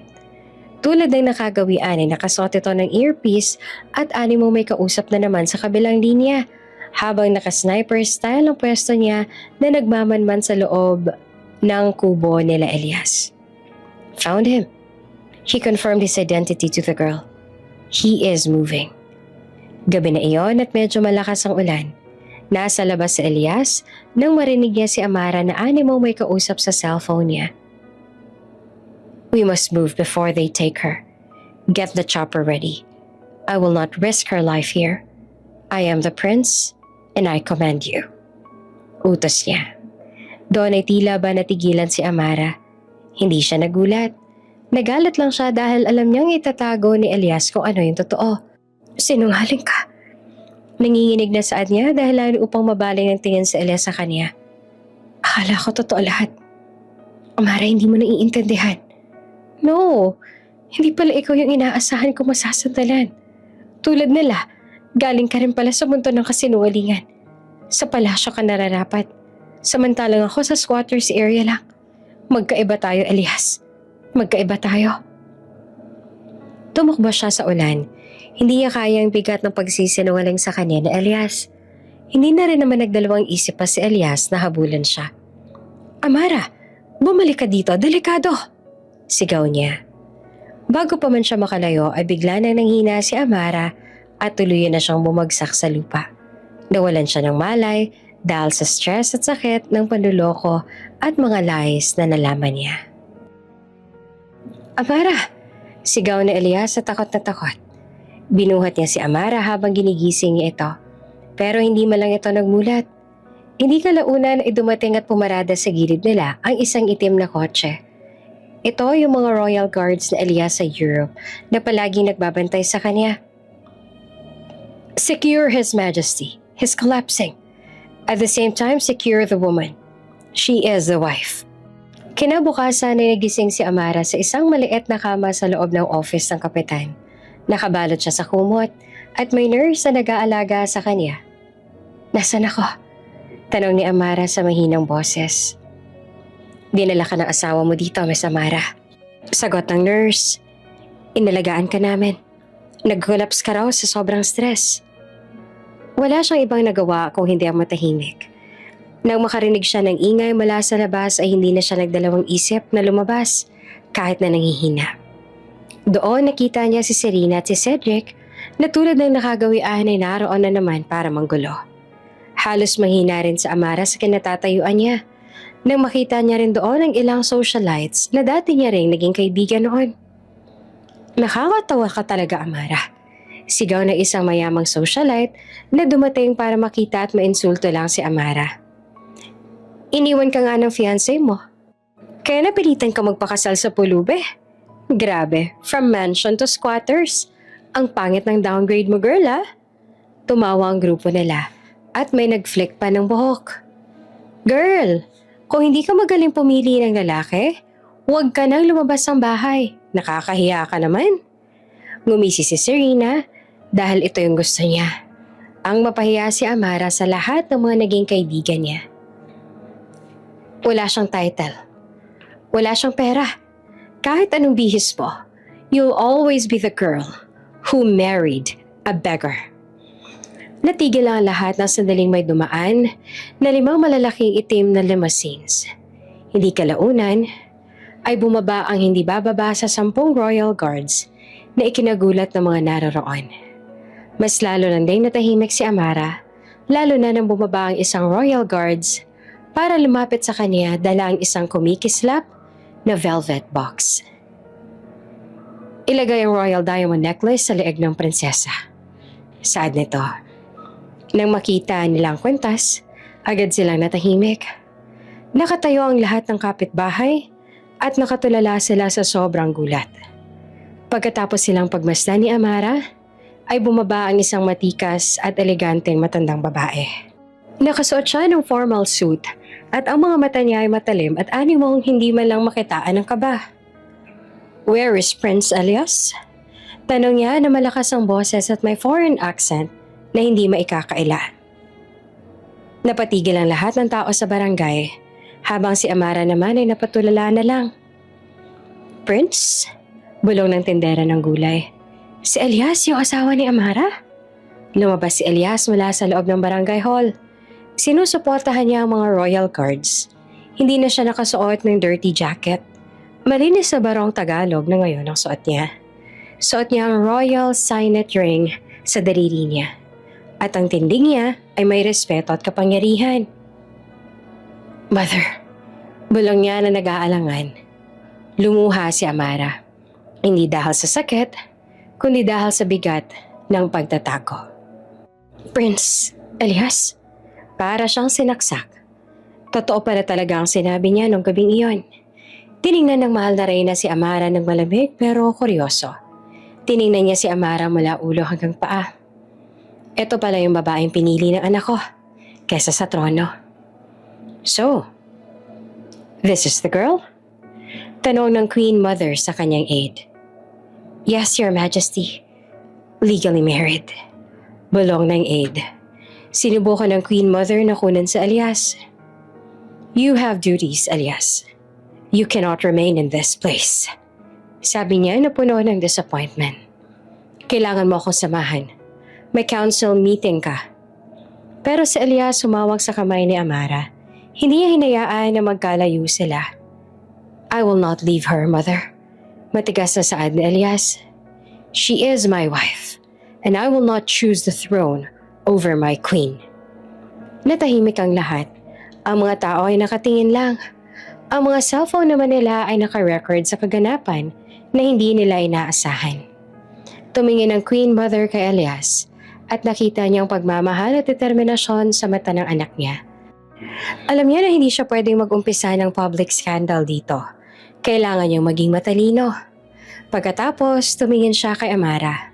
Pinag-aralan niya si Amara ng tahimik. Nakita niyang dangal ni Amara. Kahit na nakasuot ito ng simpleng damit.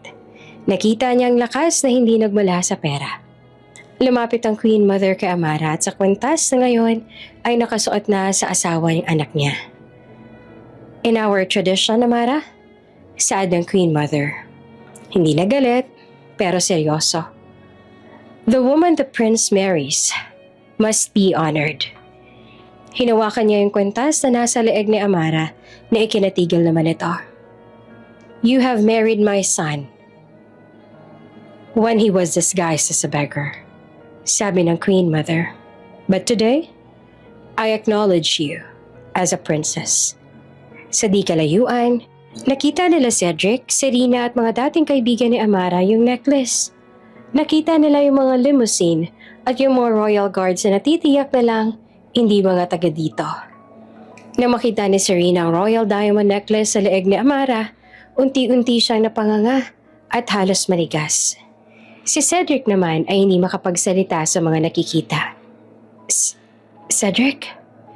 She's going to be a princess? And we're nothing? Ang necklace na yan. Wala tayong pera, Cedric. Masisira tayo. Saad ni Serena. Hindi yan totoo. Bulong naman ni Cedric na hindi pa rin makapaniwala. Lumingon si Amara at bumaling siya ng tingin kina Serena at Cedric. Awa na ang nararamdaman niya para sa dalawa. Dahil natitiyak niya ang unti-unti nang napapahiya ang dalawa. Niyakap na Elias si Amara at tiningnan niya ang crowd. She is my wife. She is the princess of the kingdom of Eldoria. Any more insult against her is an insult against the crown. Matigas yung saad sa mga naroroon. Ang mga taong kanina lang ay pinagtatawanan ni Amara ay bigla nang napayuko.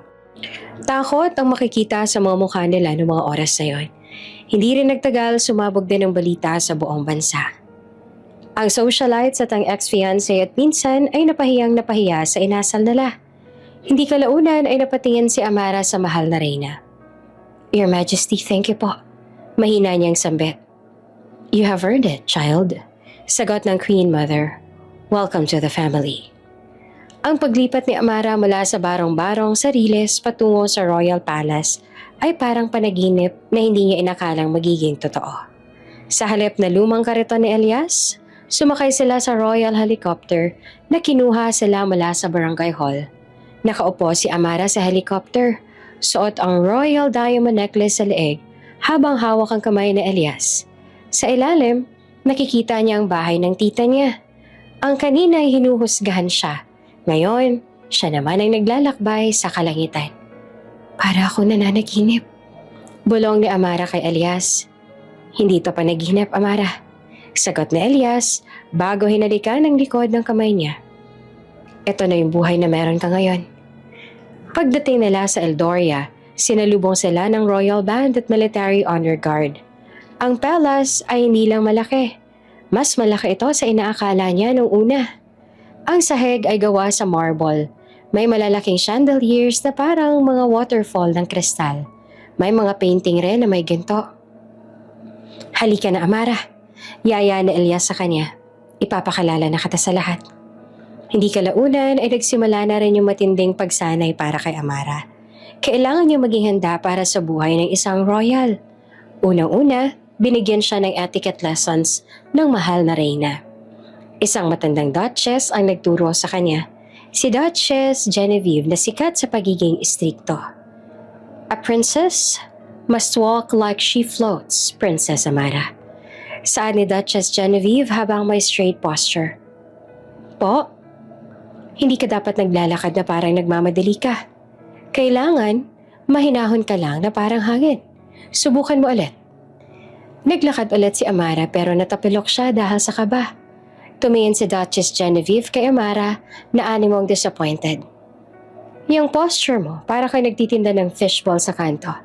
Again, Princess Amara, ituwid mo. Amara po ang pangalan ko, Duchess. Matapang na saad ni Amara. Princess Amara na ngayon. Saad ng Duchess na ikinatikom ng bibig ni Amara. Asawa ka na ng prinsipe. Hindi kalaunan ay tinuloy na ni Amara yung mga lessons niya. Minsan ay nadadapa pa si Amara. Madalas naman ay palagi siyang mali. May mga noble ladies naman na nakikita siya at tumatawa ng pabulong. Kailan pa nagpapasok ang palas ng mga street vendor? Chismis ng isang lady. Mukha siyang napulot lang sa kanto. Saan ba nakilala ni Prince Elias yan? Sagot ng isa. Narinig iyon ng lahat ni Amara. Hindi kalaunan ay pumunta siya sa kwarto niya at doon tahimik na umiyak. Hinubad niya ang diamond necklace mula sa leeg at doon siya umiyak. Pero habang umiiyak siya, pumasok naman si Elias at animong nag-aalala sa kanya. Anong nangyari, Amara? Ang sabi na bigla ka nalang umalis, may problema ba? Tanong na Elias habang may dalang tsaa at towel. Elias, hindi ko na kaya. Saad ni Amara habang nakatuwo at pinipigilang tumulo ang luha niya. Nakakahiya ako, tingnan mo sila. Malayo-malayo sila sa akin. Hindi ako bagay dito, Elias. Mahigpit na hinawakan ni Elias ang kamay niya at dahan-dahan ito ang hinalikan. Huwag na huwag mong sasabihin yan, Amara. Huwag mong isipin yan. Iba ka lang. At yon ang gusto ko. Pero kailangan kong magbago. Kailangan kong maging worthy para sa'yo. Bulong ni Amara na puno ng insecurities. You don't have to change, Amara. Mariing bulong pa ni Elias pabalik. Gusto kong maging worthy ka para sa sarili mo. Hindi para sa akin. Pero hindi mo kailangang maging ibang tao. Hindi mo kailangang magbago. Pero yung etiquette ko, hindi mo kailangang maging perpekto. Sagot niya habang hinihimas ang likod niya. Kailangan mo lang maging matatag. Lumipas ang ilang linggo na sunod-sunod ang naging lessons ni Amara. Para siyang nasa military training na kailangan niyang maging perpekto tsaka karapat-dapat para kay Elias. Kailangan niyang matuto ng German at French dahil sa mga mahalagang koneksyon ng Eldoria. Paulit-ulit siyang nagkakamali. At kitang-kita na yung frustration sa mukha niya. Kailangan niya ring malaman kung paano makipag-usap sa mga head of state na naging mahirap para sa kanya. Malalim na ang gabi pero gising pa siya dahil sa pag-aaral sa library. Napansin niya yung ilang lumang dokumento sa lamesa. Old documents. The last will and testament of King Thaddeus. Bulong niya sa sarili habang binabasa yung old documents na nakita niya. Kinabahan siya habang binabasa ang nilalaman. Kung hindi magpapakasal si Prince Elias sa loob ng 1 taon, sa isang babaeng hindi galing sa royal bloodline, ang lahat ng mana, kasama ang trono ay mapupunta sa second cousin niyang si Baron Klaus. Basa ni Amara bago siya natigilan. Elias? Bulong niya sa sarili na animong maging kamay niya ay nanlalamig sa nakita. Ginawa lang ba niya to para sa trono? Amara, ano ginagawa mo? Mabilis na tanong ni Elias nang pumasok ito sa library at nakita siya nitong binabasa ang last will. Ito, sabi ni Amara habang hawak ang will. Nagpakasal ka lang ba sa akin hindi dahil mahal mo ako? Nagpakasal ka lang ba dahil lang sa trono? Amara, pakinggan mo ako. Sabi ni Elias kasabay ng paghawak sa magkabilang balikat niya. Oo, kailangan ko ng asawa para hindi mapunta kay Baron Klaus ang trono. Pero hindi kita pinakasalan dahil lang doon. Huminga siya ng malalim at tinitigan si Amara sa mata. Nang makita kitang naghihirap, Amara, nakita ko na ikaw yung sagot sa lahat ng problema ko. Pinili kita dahil hindi mo ako nilapitan dahil sa pera ko. Pinili kita dahil mas pinili mo ako kaysa kay Cedric at sa mana mo. Pinili kita dahil mahal kita. Dahan-dahang hinawakan ni Elias ang pisngi ni Amara. Hindi ko man sinabi sa'yo agad yung tungkol sa will. Pero hindi kita minahal dahil lang sa will. Mahal kita dahil ikaw yung matapang na babae na nakilala ko noon. Hanggang ngayon. Tuluyan ang bumuhos ang luha sa mata ni Amara. Walang duda na yung pagmamahal ni Elias sa kanya ay totoo. Sasamahan kita, Elias. I will fight for you. Saad ni Mara at niyakap niya ito. Hinuwakan naman ni Elias yung baba niya at marahan siya nitong hinalikan. You already are. Bulong niya sa pagitan ng halik. Kailangan lang natin maging handa para sa media. Sa labas ng pinto ay nakatanaw ang Queen Mother. Wala nang galit sa mga mata niya. Puro na lang ito pride para sa dalawa. Naging international scandal ang balita tungkol sa pagpapakasal ni Prince Elias sa isang Filipina ex-heiress na nakatira sa slums para makontrol ang damage. Nagdesisyon ng Queen Mother na magdaos ng isang malaking press conference. Nanginginig si Amara habang naghahanda. Ang isip niya ay puno ng mga lessons ni Duchess Genevieve tungkol sa posture, accent at sa diplomacy. Kaya mo yan, Amara. Bulong ni Elias habang inaayos ang royal diamond necklace sa lieg niya. Huwag kang matatakot. Wala kang dapat na itago. Pero Elias, paano kung magtanong sila tungkol sa atin? Sa kasal natin sa barangay hall? Sa mga turon at kwek-kwek? Tanong ni Amara na kinakabahan. Sabihin mo lang yung totoo, Amara. Yung totoo ang magpapalaya sa atin. Saad nito bago siya niyakap ni Elias ng mahigpit. Nandito lang ako sa tabi mo. Hindi kita iiwan. Hindi kalaunan ay pumasok sila sa loob ng press conference room. Libo-libong flash ng kamera ang sumalubong sa kanila.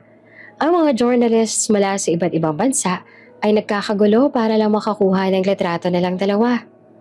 Umupo sila sa table na naroon. Si Queen Mother Isolde ang nagbigay ng pambungad na salita. Ladies and gentlemen of the press, saad ang Mother Queen na matatag ang boses, ang aking anak na si Prince Elias ay nagpakasal sa isang babaeng hindi galing sa royal bloodline.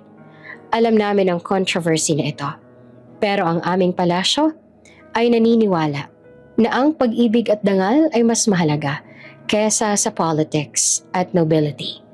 Dagdag niya pa bago formal na ipinakilala si Amara sa media. At ito ang aking manugang, si Prince Amara. Nagsimulang bumuhos ang mga tanong, dahilan upang mas lalo pang maramdaman ni Amara ang panginginig niya dahil sa takot. Prince Elias, is it true you married her for the inheritance? Princess Amara, did you marry the prince because you knew he was rich, making you a gold digger? Did you meet him when he was begging for food? How can the kingdom of Eldoria accept a princess from the slums? Tahimik sa Elias. Tumingin siya kay Amara at hinayaan niyang siya ang sumagot. Huminga ng malalim si Amara. Naaalala niya ang training niya pero pinili niyang maging totoo. Ladies and gentlemen, panimula ni Amara na malinaw ang boses at may dangal. Hindi ko po pinakasalan sa Elias dahil sa pera. Sa katunayan po, siya po yung pulubi noon at ako po yung heiress na tinalikuran ng lahat ng pera ko para sa kanya. Aniya dahilan upang magbuluan ang lahat ng nandoon. Kami po ay kinasal sa barangay na may flores de papel at plastic chairs. At mas totoo po ang kasalang iyon kesa sa engrandeng party ko noon or engagement party ko noon na puno ng kasinungalingan. Bumaling siya sa isang reporter na tumawag pa ng gold digger sa kanya. Gold digger? No, sir. I am the one who gave him my last piece of bread. Tumahimik ang buong press conference at nagulat ang mga journalist sa tapang niya. Pinili ko po yung dangal kaysa sa pera.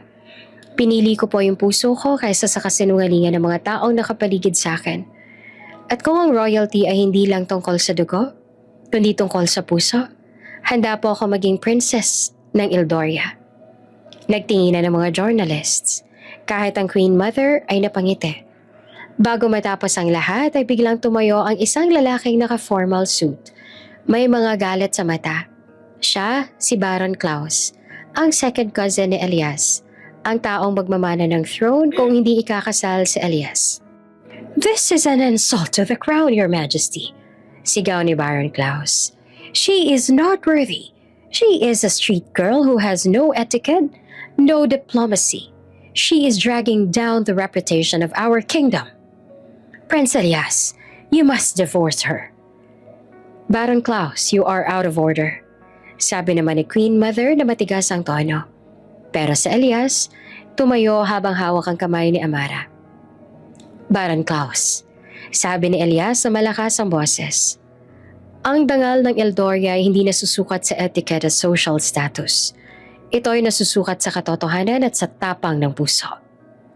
Muli siyang bumaling sa lahat at muling nagsalita. Matapang ang asawa kong si Amara. Ipinaglaban niya ang sarili niya sa mga manloloko at mga sakim, tulad mo. Tinignan ni Elias si Baron Klaus na may pagbabanta. Hindi siya makikipag-divorce sa akin. At mas lalong hindi siya aalis sa palasyo dahil lang sa gusto mo. Asawa ko siya at may karapatan siya dito. Lalong nagulat ang lahat ng mga nanoroon sa narinig. Pagkatapos ng press conference, naging trending ang statement ni Amara. Nagsimula nang magbago ang tingin ng mga tao sa kanya. Ang mga tao, imbes na batikusin si Amara, nagsimula na silang humanga sa kanya. Elias, thank you. Saad ni Amara. Hindi ko inakala na ganito pala kalakas yung katotohanan. Kailangan mo na ngayong panindigan lahat ng sinabi mo, Amara. Sagot ni Elias sa kanya. Si Baron Klaus, hindi yan titigil. Gagawin niya ang lahat para lang makuha yung trono. Kaya mag-iingat ka pa rin.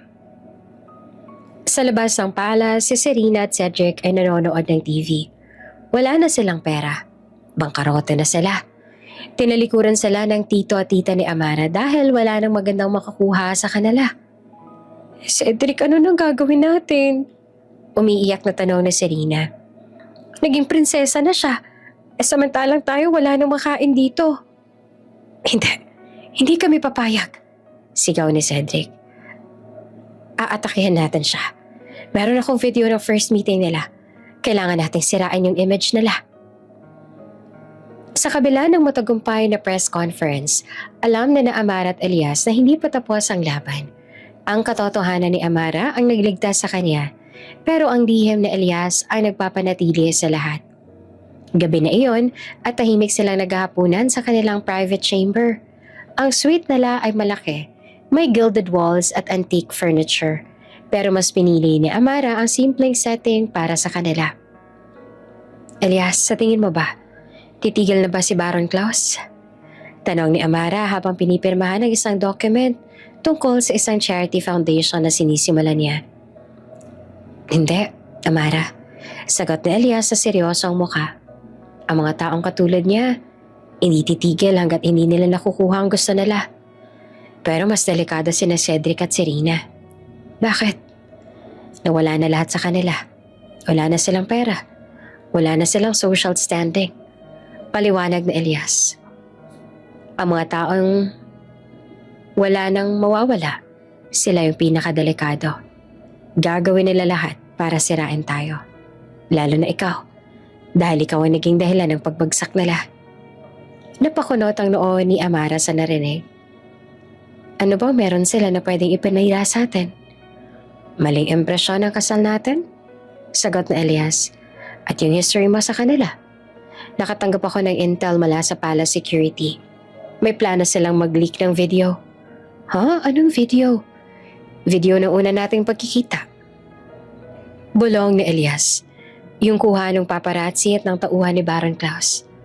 Gusto nilang ipakita na nagpapanggap lang ako na pulube at plenano ang lahat para makuha ang mana mo. At ngayon, yung trono. Pero hindi naman yun video ng kasinungalingan, Elias. Get ni Amara. Totoo yung pag-iyak ko nun, ha? At totoo yung pagtulong mo sa akin. Alam ko, Amara. Pero sa media, ang context ang mas mahalaga. Sabi ni Elias. Gagamitin nila yung footage na naka-dirty jacket ako habang ikaw nakasuot ng expensive gown. Sisisihin nila ako. At yung pagtatago ko ng identity ko, ang magiging proof na scammer ako. Hindi nakapagsalita si Amara sa narinig. Hindi ka dapat madamay sa politics ng palace, Amara. Dagdag ni Elias. Wala naman akong alam sa mga ganyan, Elias. Sabi ni Amara. Pero mahal kita. At hindi ko hahayaan na masira ka dahil sa akin. Puno ng kasinungalingan ang buhay ko noon. Pero ngayon, gusto nang maayos ang lahat. Niyakap na Elias si Amara. Dahilan upang walang ibang nagawa si Amara kung hindi ang mapayakap din sa kanya. Hindi kita iiwan, Amara. Pangako yan. Dahil sa banta, lalong pinag-iting ni Elias ang lihim na proteksyon kay Amara. Sa paningin ng lahat, si Duchess Genevieve ang etiquette coach ni Amara. Pero sa likod ng kortina, si Elias ang personal security at strategist ni Amara. Kapag may ball o state dinner, si Elias ang pumipili ng lugar na mauupuan ni Amara, malayo sa mga lason o mga chismosa na pwedeng sumira sa kanya. Kapag may etiquette lesson si Amara, ang mga royal guards ay nakatago lang sa paligid at nagbabantay sa bawat galaw ng mga servants at duchess na may access kay Amara. Isang araw, habang nag-exercise si Amara sa garden, may lumapit na servant at inalok siya ng tsaa na may kakaibang amoy. "Princess Amara, please try this tea. It's good for your nerves," sabi ng servant. Kinuha ni Amara ang tsaa, pero naalala niya ang warning ni Elias na huwag tatanggapin ng anumang pagkain o inumin na hindi galing sa royal kitchen. Salamat," saad ni Amara. "Pero katatapos ko lang uminom. Pakidala na lang ako ng tubig." Umalis yung servant na nag-alok ng tsaa kay Amara. Nang makalayo yung servant ay saka lang tumawag si Amara kay Elias. "Elias, may nag-alok ng tsaa, nakakaiba yung amoy." Bulong ni Amara habang nakatitig sa servant na naglalakad kasama ang tsaa na inalok nito sa kanya. "I saw it, Amara." Malamig ang boses ni Elias sa earpiece ni Amara. "Babalik na ako dyan. Huwag kang aalis sa garden." Nang makabalik sa Elias ay agad niyang tinawag ang head of security. "I want the servant who offered the tea to my wife investigated immediately." Matigas ang utos sa Elias. Nang gabi rin yun, nalaman nilang bribe pala ang servant ni Baron Klaus para lagyan ng mild poison ang tsaa na ibibigay sana kay Amara. Hindi naman ito nakamamatay, pero makakasira ito sa focus at speech ni Amara sa diplomatic meeting na darating. "Sabi ko na sa iyo, hindi titigil si Baron Klaus." Saad na Elias, "Kailangan nating maging handa." Niyakap ni Amara si Elias dahilan upang sagutin naman ni Elias ang yakap kasabay ng pagbuntong hininga. "Salamat, Elias. Kung wala ka, baka wala na rin ako dito ngayon." "Hindi mo kailangang magpasalamat, Amara. Trabaho kong alagaan ka." Saad na Elias. Sa kabilang banda, si Cedric at si Rina naman ay walang ibang nagawa kung hindi ang maganda ng pagpapakalat ng video nila Elias at Amara. Wala na silang pera, pero may mga social media accounts pa sila. "Dito tayo magsisimula, Cedric. Sirain natin yung image niya. Ipakita natin na masyadong mahirap yung asawa niya." Saad ni si Rina. "Gagawin natin siyang katawa-tawa si Rina. Yung scandal na yan, ang huling barahan natin." Saad naman ni Cedric bago nila sinimulang i-edit ang video para mas magmukhang dramatic at scandalous. Hindi kalaunan ay dumating ang araw na kinatatakutan ni Elias at Amara. Isang umaga, habang nag-aalmusal si Amara kasama si Queen Mother Isolde, sumabog ang balita sa social media. Ang tita Sofia ni Amara nagpadala ng screenshot sa aide ni Queen Mother. Agad na tiningnan ng aide ang video. At ang video ay tungkol sa footage ng una nilang pagkikita. Makikita sa video na si Amara ay basang-basa, nakasuot ng expensive silk gown, umiiyak at mag-isa. Makikita rin sa Elias na marumi, nakasuot ng dirty jacket, payat at nag-aalok ng tinapay kay Amara. Ang caption ng post sa Serena ay puno ng paninira tungkol sa dalawa. Nang makita iyon ay agad ding pinatawag ng Queen Mother sa Elias. Dumating si Elias sa kalmado pero may galit sa mata. "Elias, ano gagawin natin dito?" tanong ni Amara habang pinipigilan ng luha. "Gagawin nilang laughingstock ang palace. Sisirain nila yung image mo." "Wala tayong gagawin, Amara." Matigas sa saad ni Elias. "Hayaan mo silang mag-ingay. Hindi tayo aatras." "Pero Elias," sigaw ni Amara. Tumingin naman si Elias kay Amara at hinawakan ang kamay niya. Doon ay tila ba na pagtanto ni Amara na marahil nga ay may plano si Elias bago pa man kumalat yung video na iyon. Kaya naman wala na siyang ibang nagawa kung hindi ang mapabuntong hininga na lang ng mga oras na yon.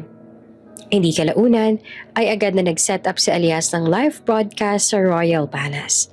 Hindi press conference, kundi isang simpleng live talk sa kanilang palace garden.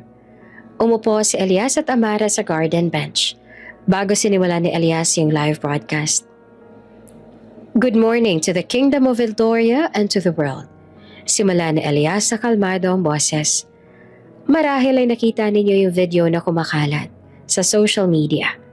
Ito yung video kung saan isa akong pulube at ang asawa kong si Amara ay hindi naghihirap. Aniya bago bumuntong hininga. Marami nagsasabi na scam ang kasal namin. Pero ang totoo lahat ng yan. Tumingin si Elias kay Amara. Maraming critics ang nagsasabi na nakakahiya yung video na to para sa royal family. Patuloy ni Elias. Pero ito yung pinakamalaking honor na maibibigay ko sa trono ng pamilya ko.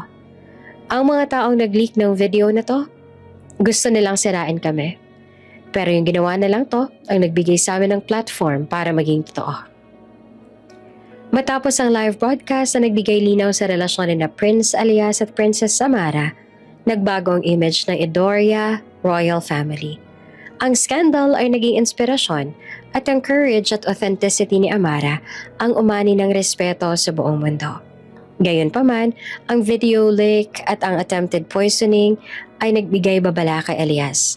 Kailangan niyang linisin ang palasyo at alisin ang lahat ng threats na konektado kay Baron Klaus. Hindi kalaunan na inalis niya ang lahat ng konektado kay Baron at ipinatanggal sa pwesto yung pinsan niya, dahilan upang magbanta pa ito. Alam na Elias sa sarili niya na sa oras na mawalan ng kapangyarihan si Baron sa palas ay wala na siyang magagawa. Kaya naman hindi na siya nag-alala pa sa mga banta nito. Kasunod ng political cleansing sa palasyo, nagbigay si Elias ng order sa kanyang security team na imbestigahan sina Cedric at Serena na nag-leak ng video. Sa Pilipinas, sina Cedric at Serena naman ay nasa pinakamababang punto na ng buhay nila. Wala na silang title, wala na silang mana. At ang social media ay puno na ng pang-aasar at pagkamunghe sa kanila matapos lumabas ang tungkol kina Amara at Elias. Maging ang tito at tita ni Amara ay tuluyan na silang tinalikuran kaya naman wala na silang magawa ng mga oras na yon kundi ang magsisi. Cedric, gutom na ako. Hindi ako sanay sa ganito. Sana hindi na lang natin inatake si Amara. Sigaw ni Serena na umiiyak. Hindi ko alam, Serena. Akala ko mananalo tayo. Akala ko masisira siya. Sagot ni Cedric na puno naman ng frustration. Biglang may dumating na mga lalaki na naka-black suit sa inuupahan nilang kwarto. Base sa mga postura nito, alam na nila kung sino yung pwedeng magpadala sa kanila. Cedric Salazar and Serena Flores, saad ng Chief Security. Kayo po ay wanted sa International Court dahil sa blackmail, slander laban sa royal family at sabotage ng place. Hindi kami may kasalanan. Si Amara nag-umpisa ng lahat ng yan. Sigaw ni Serena. Ang evidence ay nasa amin na Miss Flores, saad ng Chief. Ang social media post ninyo at yung pag-leak ng video ang solid evidence sa ginawa nyo. You will all face the law. Wala na silang nagawa nang sandaling pusasan sila ng mga guard at agad nang dinala sa kulungan. Pagkatapos ng ilang taon, ang Edoria ay naging mas bukas sa mundo dahil kay Princess Amara. Ang charity foundation niya para sa mga batang lansangan at mahihirap sa Pilipinas ay naging international success. Sila ay nagkaroon ng baby girl na pinangalanan na lang Isolde Amara. Nasa garden sila noon habang kasama nilang naglalaro ang anak nila nang sandaling magsalita sa Elias. Alam mo Amara, saad ni Elias habang pinagmamasdan ng anak nila, ang pinakamahalagang aral sa buhay ko ay yung nakilala kita. Kung hindi dahil sa'yo at sa pagtulong mo sa akin noon, hindi ko matatanggap lahat ng to. Hindi kita tinulungan, mahal ko. Sagot ni Amara bago ngumiti. Minahal kita.